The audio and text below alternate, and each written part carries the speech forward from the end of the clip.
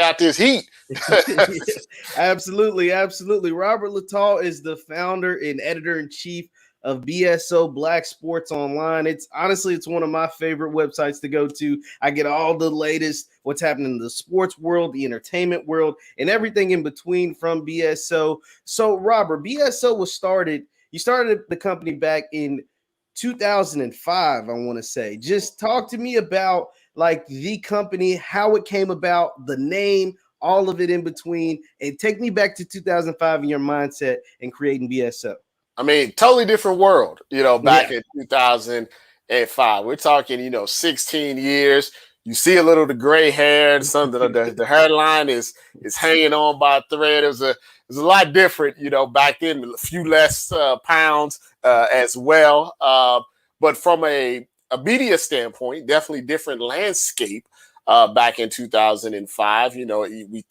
We think now we can't live without our cell phones, our laptops, our iMacs, all of this technology, the streaming sites, all of the websites that are available to us now. None of that really was available back in 2005. And what I was thinking, my headspace at that time was coming fresh out of college at Ohio State, the Ohio State University, and kind of, a couple of years just doing odd jobs and everything, trying to find my place in the world of media, in the world of journalism, what to do with my degree.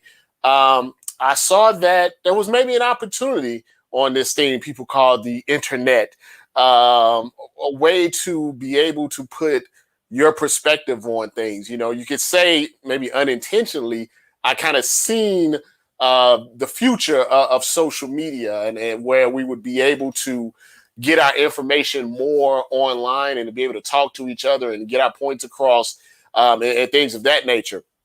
So I can't say I'm some sort of genius or anything. It's just, I had some web experience as far as putting together websites and things like that. So I got motivated by the fact that at least, well, even now, but especially in the online space at that time, wasn't a lot of black, faces, wasn't a lot of black voices. Now, you may remember, or people that are old as me now may remember, is back then there were a ton of black entertainment websites, black gossip sites, black message boards and things of that nature. But that were very, black centric and owned by black people, but not in the sports realm. And what I wanted to do is I kind of wanted to bridge that gap. When I laid out my little business plan, it was like I wanted to be the BET of sports. That's where you get the BSO, from, Okay. Black Entertainment Television, Black Sports Online. That's where the acronym and all of that thought processes came. I was like, I'm going to be the BET of online sports. And I felt like at that time, websites didn't really have a face of the franchise, so to speak. You knew the website, but you didn't know the person who was behind the website. Well, I like to consider myself a bit of an innovator of that because I was one of the first that was a face of a brand that was online. Way before your TikToks and your Instagrams, and I'm a MySpace, baby, a Black Planet baby. So, so before that became like a thing where everybody wanted to have a brand and a podcast and a YouTube channel, I wanted to be the face of this website, and we kind of, took off. It was me. I started it on my own. I remember when I first started, I had one guy, another guy named Rob, that helped me out, and we just ran from there. Wow. Hey, that's crazy. It's just innovation, entrepreneurship, just thinking forward, thinking, 5, 10, 15 now at this point, years down the line, has led to what BSO is today. And for those of you that don't know BSO, this is coming straight from Robert's website. It's the #1 minority-owned independent sports website in the United States. And some of these stats may be dated. Love that. Yeah. But 75 million page views, 25 million unique visitors, just crazy reach, over, 60,000 on Instagram, 100,000 on Twitter. You guys are killing it over there at BSO. Like I said, I see some of the great stuff that you're all doing. Once again, we're talking to Robert Littal, of BSO. Be sure to hit the thumbs up button, like, share, subscribe. So, Robert, what was like that reaction, right? When you come, I know as a young entrepreneur and someone who's creating something in a space at the time, 2005, the internet was a thing, but it was still fairly new. Just what was it like when you're telling your friends, your family, your parents, or whoever that, hey, I'm gonna leave work and gonna actually create my own thing? How was that like? Yeah, initially it was frowned upon. Let's be honest. Not so much the concept of having a website and a sports website, more the concept of being so pro-black about it, and how would it make money? Would advertisers want to be involved? Would leagues and organizations take it seriously? Because now I would say in 2021, they're all about diversity and they're all about inclusion and all of that. So that's an it thing to be as a company. As but of now, 2005, 2010, it was still like, we're not gonna let this black guy in here, so it was a lot, of that. And I started to cite, and at first, I'll be honest with you, when like I started and like it was like Microsoft or anything. This didn't blow up like immediately. It was kind of something I was doing on the side while still, trying to work and make sure I could eat and stuff like that. And then this is where the luck, comes into place, is that things change, technology changed. I don't think anybody realized from say 2005 to 2010 the type of jump people would make in regards to how they consumed their news. I just give you a quick percentage just so you just have an idea.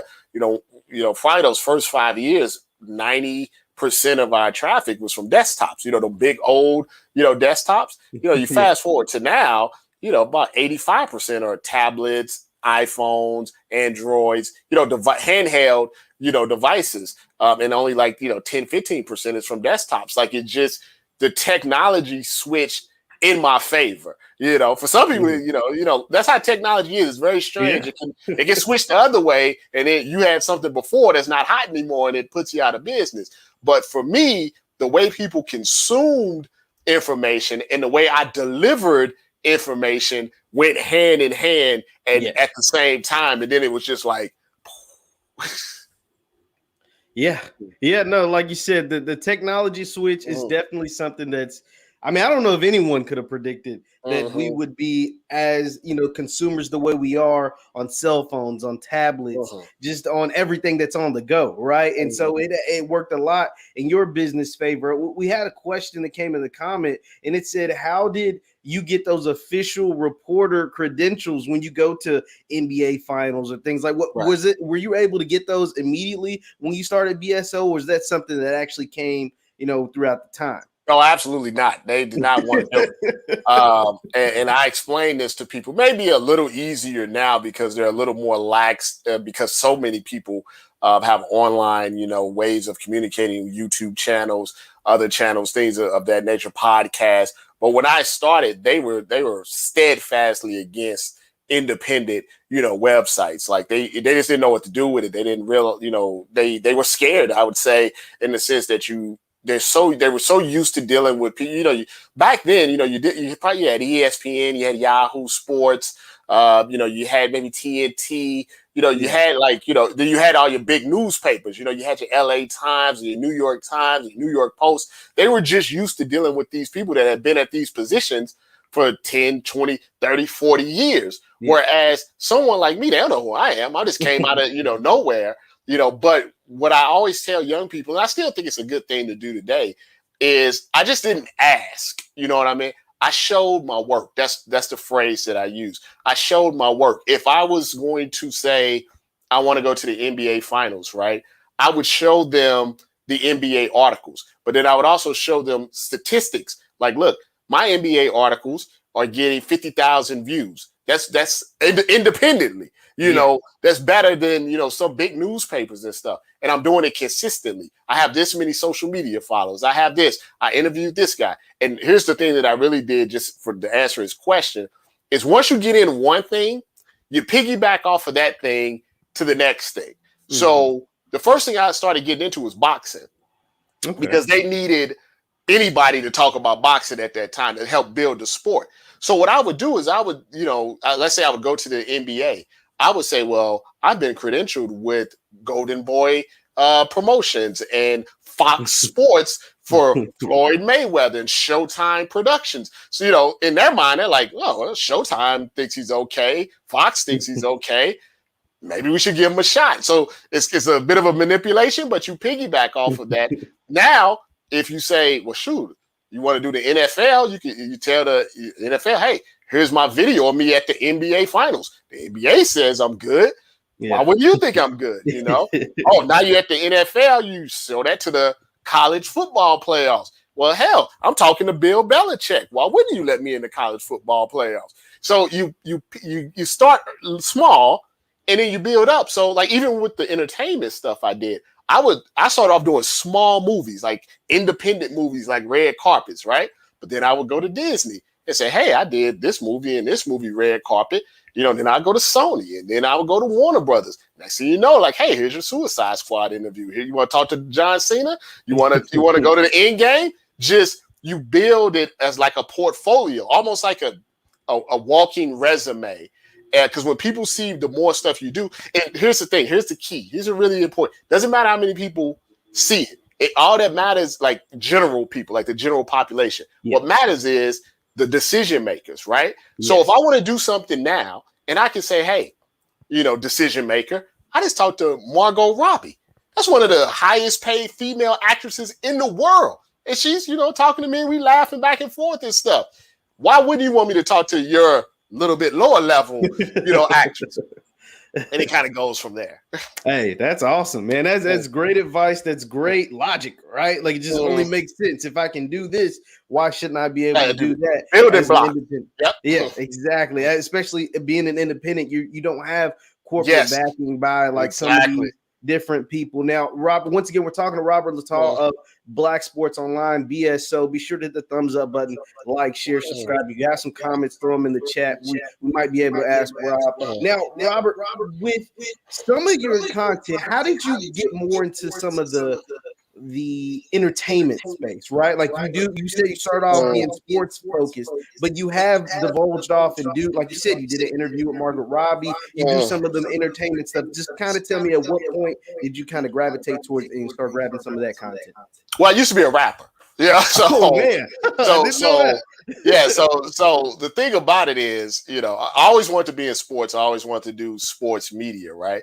But like a lot of young, Black, males in their early teens, early 20s, I was into that. I was into Black culture, as well. So, and also I felt like I had a better understanding of young, especially back then, of young Black athletes because I was a young Black man at that time as well. And as you saw these athletes, as once again, the technology changes, they became more entertainment stars. It just wasn't on the field.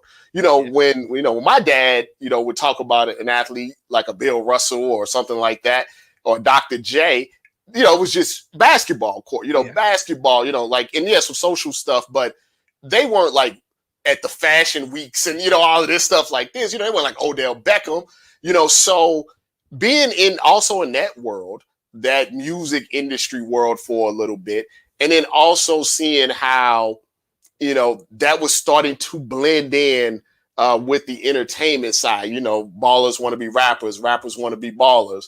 To me, it was a perfect match because the guy that's been doing sports reporting, for 20 years, he can't tell you nothing about Dipset and the Locks. I live that. You know what I'm saying? So I know what I'm talking about when I'm saying that. Now, I will say, as I've gotten a little older, I kind of let some of my younger writers handle some of the new, because, the baby and little baby. I don't know about all the babies and stuff, but the culture in and of itself, I've always been a part of. And so that side to me, with Black people, I always say a lot of times they like to put Black people in a box. Yeah. Like you got to do one thing, and that's the only thing that you got to do. But thankfully, I never had people around me that said, stay in this box. So, I like sports, it's anything, but I like tennis, I like golf. When they're rowing at the Olympics, I'm all into it and stuff. But I'm also a big Marvel fan, if you can't tell. Big Marvel, big TV, got about 1,000 comic books that my wife is trying to get rid of. I'm into sneakers, I'm into music. So why wouldn't my own brand that I own, why would I limit my own brand? You know, Yeah. if this is what I wanted to, this is what interests me. Now, hopefully it interests, you as well, but I'm going to talk about the things that I like to talk about. And there's going to be an outlet, for people who want to hear about that. Maybe they don't want the gossip, stuff. Maybe they want to hear when I talk about LeBron and super teams, or maybe they want to find out when the new Spider-Man trailer is coming out. That's how you grow a diverse audience, and it allows you to stay in business for a longer period of time because there may be a couple of days where nothing crazy is happening, but you can still talk about sports or the Olympics or whatever. Or, maybe the sports stuff's not hidden and we can talk about movies and things like that. The more that you can do, the more things, it makes you more of an attractive brand, not to just get money, but just to your audience in general. Absolutely. Yeah. Like you said, I mean, like I said, I've watched your interviews with entertainers, like that non-sport athletes, or some of your things that doesn't have to do with sports. It's like, man, they really are diverse over there at BSO. But one of the things that your company, I would say more so than anybody, is known for, and I know you're going to know this, are the captions. Yeah. I'm going to show a few of your Twitter captions, some of my favorites that I like over this is just over the last few days. It says, like, this one comes from you. It says, Brittany Renner replies to meme and critic that said she's trapped the Hornets simp, PJ Tucker, 18 years, $200,000 contract a month. Some more Brittany Renner stuff. It says, watch Ben Simmons call a man a nutty Professor Lip's ass for clowning him about his lack of shooting. P. Diddy explains why he's starting an R&B group, but won't rob his artist this time around. Like, these are just some of the funny ones that I thought were hilarious. Where did you get this skill, or your staff get this skill of creating these like attention-grabbing captions to get people to come to your site? Basically, it goes back to the rapping part of it all, and being creative in what you do, and the way we creative with your words and things of that nature. That was really one of the things that I learned at a long time ago, that if you're creative with your words, you're going to attract an audience. Now, the reason that the captions are important, this is very, very important for anybody that's listening, is we're all talking about the same stuff, right? We're all talking about the same things. We're all talking about the same stories. Now, difference between 2005, like you talked about, and 2021 is in 2005, there was a limited amount of people talking about certain things, right? Online. In 22, everybody's talking about it. As soon as stuff trending, somebody's talking about it. So the goal is, how do I get someone that has probably seen this story on multiple social media platforms, websites, or whatever? What is going to make them decide I'm also going to read it on BSO? So you have to be creative in the way that you present the thing. And then the most important thing is, like, this is the good part about being independent. You have freedom, right? You can't, if you work for a corporation or a conglomerate, right? There's a lot of checks and balances that go on. And you've seen these guys get in trouble for their headlines because they either go too far, they say something offensive, and I sometimes maybe went a little too far. But in the end, I can't fire myself. So what can you do? So to me, it's all about taking the information. People say, how do you come up with the headline? It's taking the information that's available to you and just putting it in a way like if you and me are talking on, like we're just talking. Like if we're talking about Diddy and Bad Boy, we're going to talk about how he was stealing the money, right? How he was getting over on the artist, right? All of them say it. So, yeah, like we all of them say it. If we just having a conversation, that's what you're thinking, right? I try to make the title what you're thinking, right? Okay. If you see a regular headline that says Diddy is starting a music company, your first thought is going to be, is he going to steal the money again? I just put out, when you see something like, Evander Kane, you think to yourself, is she mad because he took the G-Wagon? Because I'd be mad if somebody took my G-Wagon. I mean, if I was a girl and somebody was in Europe taking pictures of the mistress and sent me a letter saying I'm taking the G-Wagon and get the hell out of my house, That would piss me off. So I try to put in those titles what people are already thinking. And then another thing that I try to do is I try to give it a little room so other people can communicate about themselves. The quote tweets and giving their own thoughts on it and giving them an outlet like, hey, this is just not my title. Put your thoughts in there and I'll put it out there as well. When people feel like they're involved within the story, they're more likely to click it. They're more likely to share it. Absolutely. Once again, we're talking to Robert Littal, the founder and editor-in-chief over at Black Sports Online. Be sure to hit the thumbs up button, like, share, subscribe. Now, Robert, just from the time that you started BSO as an entrepreneur, let's talk a little bit about business until now. Obviously, every company has had its, bumps in the road or whatever. Just what are some of the things that either you said to yourself, some of the models that you went to kind of get over some of the, whether it's, financial issues or controversy or whatever to get to the other side?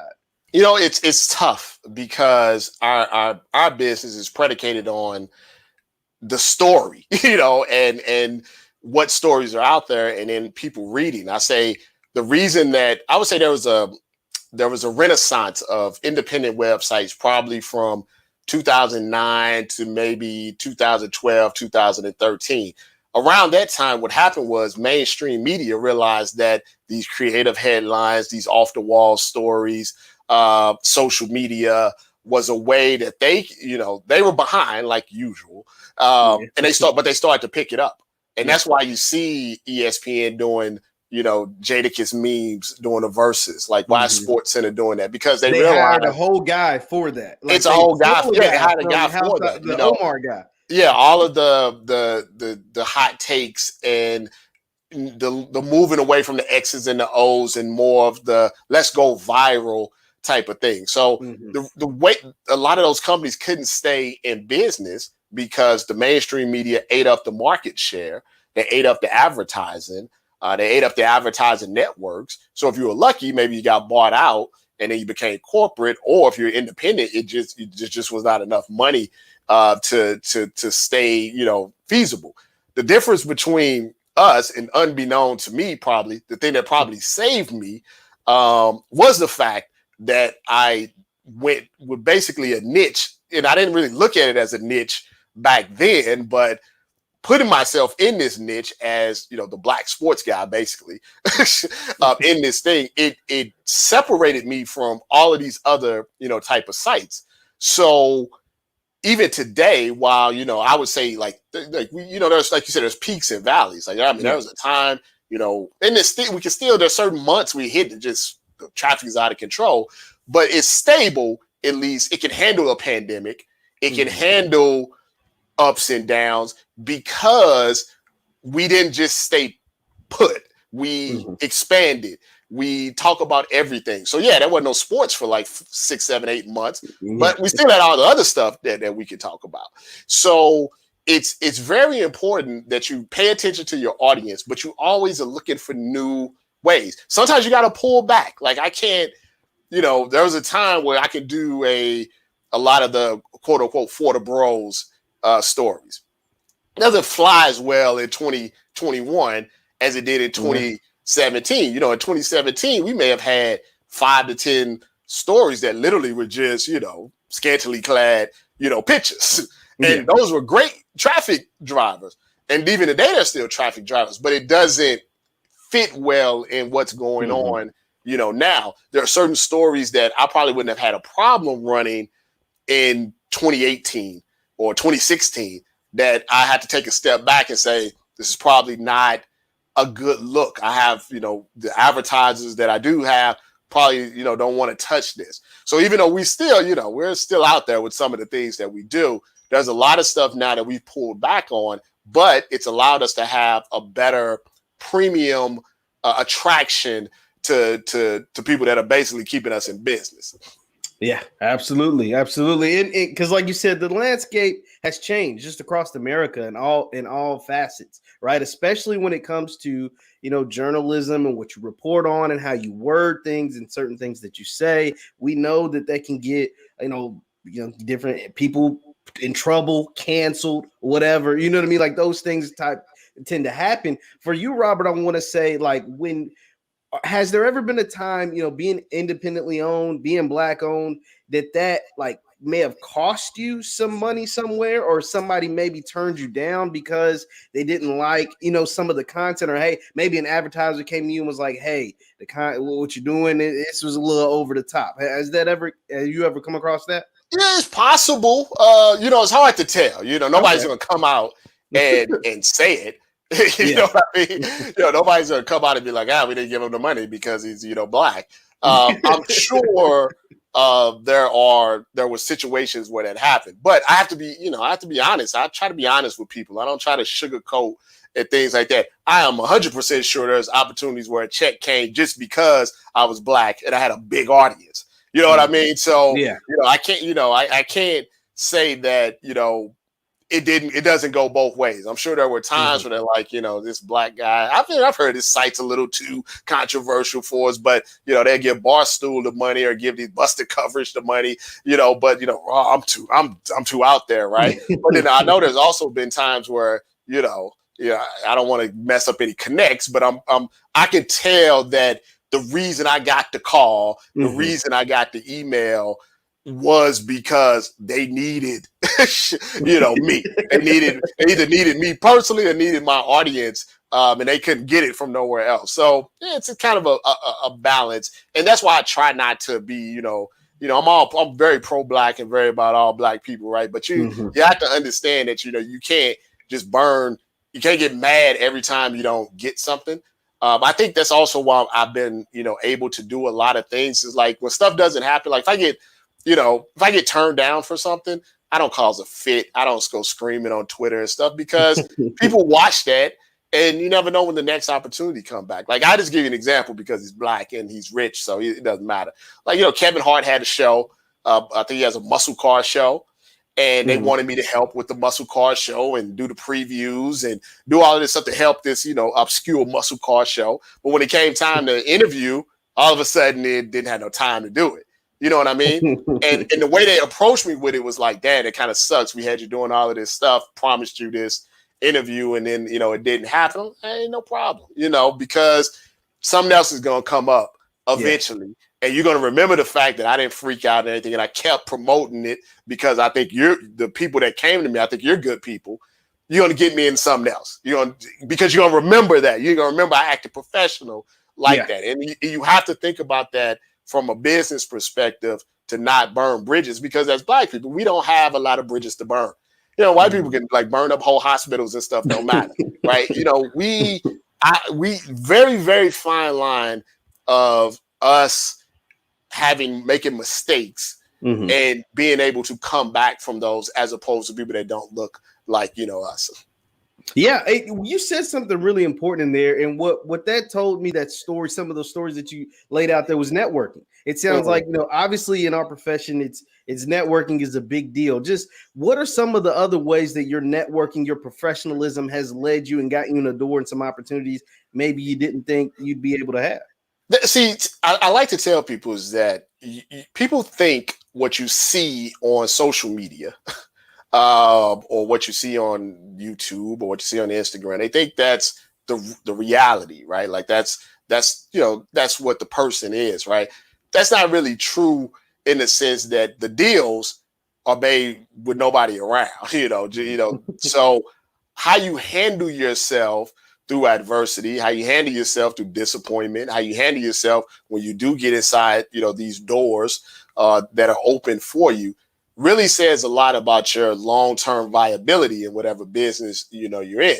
You see people that are often complaining and burning bridges and talking crazy and acting crazy when they get places. And then if something does happen, they don't have a foundation of people that are willing to, give them another, shot.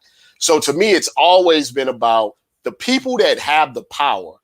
A lot of times, like 90% of the times, a general person in the street would not know that person, right? Yeah. Like right now, if I ran off the people that you may know, Kevin Feige, right, at Marvel, right? Yeah.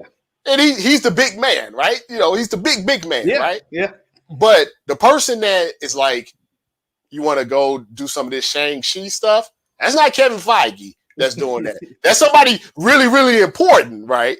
but it's not Kevin Feige. But if you mess up right here, you may never ever get to meet Kevin Feige.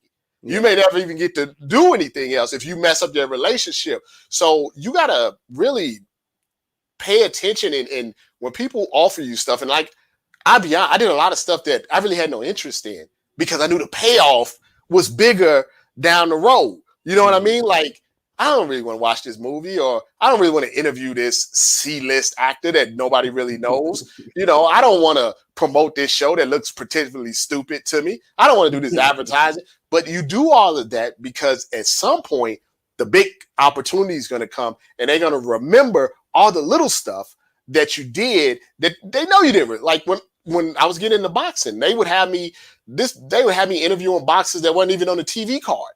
But I would do it. I'd do a whole story on it. 7 people would read it. That's it. But eventually, that's how, I got into the Mayweather gym. That's how I got into the Robert Garcia gym. That's how I talked to Pacquiao. That's why I did an interview with Freddie Roach, is because they remember 7 years ago when they had a boxer that wasn't doing nothing, and I interviewed him. Now, this guy that was low on the totem pole is high on the totem pole, and I'm his boy. Yeah. You see what I'm saying? Yeah.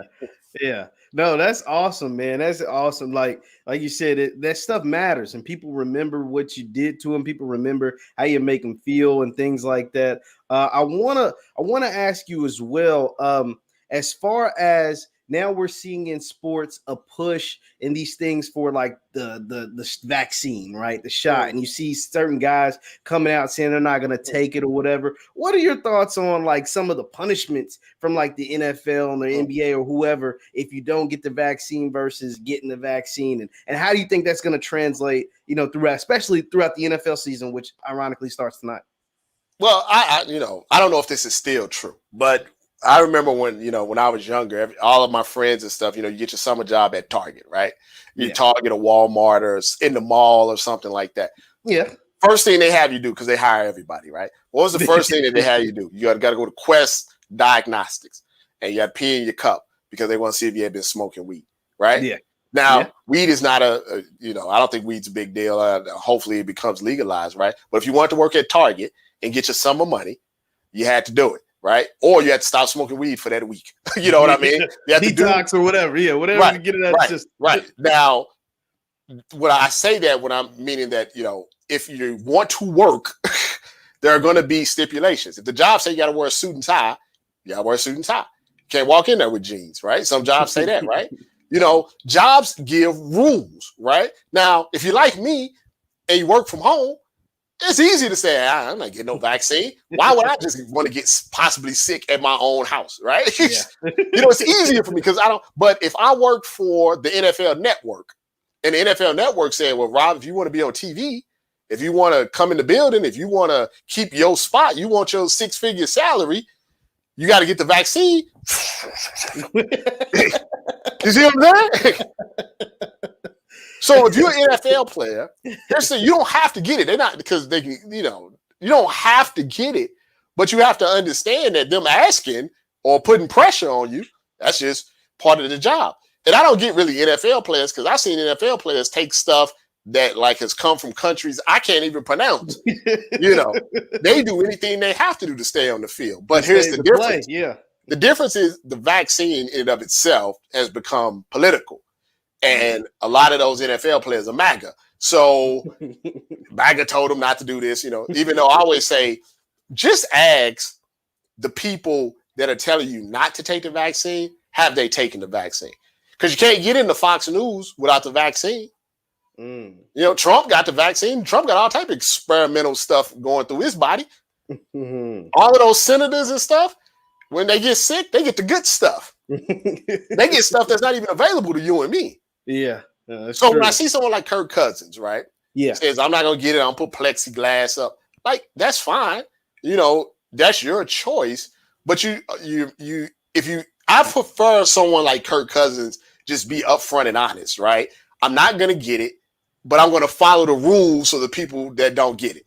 I'm cool with that because that's telling me like, that's your choice, but you're going to follow the rules. The people that I don't like are the people like Beasley, that says I'm not going to get it, but I don't want to follow the rules of the people that don't get it. Like in any other job, if they gave you an option, and option A was you do this and you can do that, or option B, you can do it your way, but you got to do this. That's life. You make a choice. Yeah. You know what I mean? When they say, hey, you either got to take your vacation time or lose it, you don't, if you lose it, you can't be like, man, that's messed up. They gave you the option. Yeah, you definitely get the option. That is very true. Hey, that's very true. That's a great way to explain it, because like you said, when you take a job and you get the luxuries of said job, yes, and the job is the NFL, you can pay millions of dollars, man. So it's like, hey, you don't have to take it. But if you decide not to, you got to go through strenuous other, routes. You got to go a different route than everybody. And I can respect that. Robert, I just want to ask you a few more questions and I'll get you up out of here. But I do want to ask you about the site and how a BSO was expanding. I know that you have a podcast now, and for a lot of websites, and not just independently owned ones like yourself, but a lot of ones, like, they've changed their format. They don't even post articles anymore. I know Bleacher Report, I went on there, they don't really post many articles on Bleacher Report anymore. It's mainly all the social media and things like that. And your site is tapped in with that as well. But how is it that you've been able to withstand, everything that's come at you and still be able to continue to grow and expand and do things like your podcast now? Well, it's tough, because, if your website is your moneymaker, you have to find a way to get, the traffic before you do anything, else. Now, I would say the good thing for someone like myself is that I've always felt like the website was a foundation to go do other things. I always tell people all the time, and this is true. If I just sat down and just did the website 24/7, I would make more money than if I didn't go out and cover the events, cover the movies, do the interviews, do the podcasts, do the live streams and all of that, because that's really the money maker. But to me, that is not really expanding your personal brand, expanding other writers' personal brand, other contributors' personal brand. Because to me, what's the point of just sitting there? It's like sitting there with a bunch of money, but you're not doing anything, that may be cool for some people. That's why people like to stay behind the curtain of their website. I've never been like that. To me, the website's just a foundation for me to go out and cover sports and interact with people. Like, social media has gotten a bit toxic. It's gotten a bit where you can't have nuanced conversations. But I used to love social media because I like to communicate, with people. I like to interact with my audience, even if they disagree with me. It's just gotten to the point now that it's difficult, because if you say literally anything against the majority, it's a problem and it's not worth your piece. I remember I had a whole podcast about sometimes you can have a different opinion, and it can just slightly different. Yeah. And you'll spend all day fighting everybody or people trying to cancel you and do all of this stuff like that. And you don't wasted 8 hours of your day fighting people that you're never going to meet. So I will say it's not as fun as it used to be. So, my job now really, since I've done it so long, is kind of identify the stories that I know that people are going to react to. Hopefully those stories do very well.